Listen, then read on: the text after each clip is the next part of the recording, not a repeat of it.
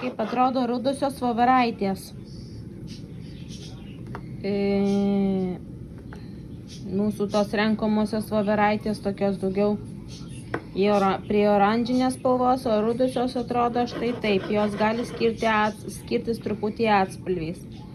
Bet visas, kaip jas atpažinti, tai dabar bent jau, kiek pastebėjau, tai atsirado kažkur tai rugpjūčio pabaigoj, spalio pradžioj.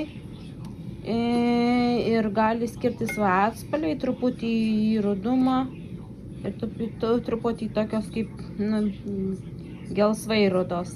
Ir būtent taip pat turi kaip ir voveraitės paprastosios tokį raštą, ne skiltelėm, o kaip ir voveruškos.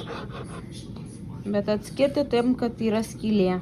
Ir ruošti taip pat čia kaip voveraitės, pavirti ir kepti arba šaldyti, kaip jums išeina.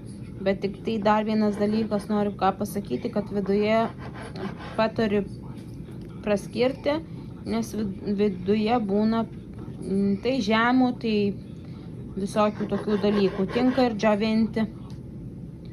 Tinka ir džiovinimai. Susidžiovinus gaunasi tokie kaip tamsios spalvos, kaip ir džiovinti grybai, bet jų daug nesigauna. Tai va, skanaus.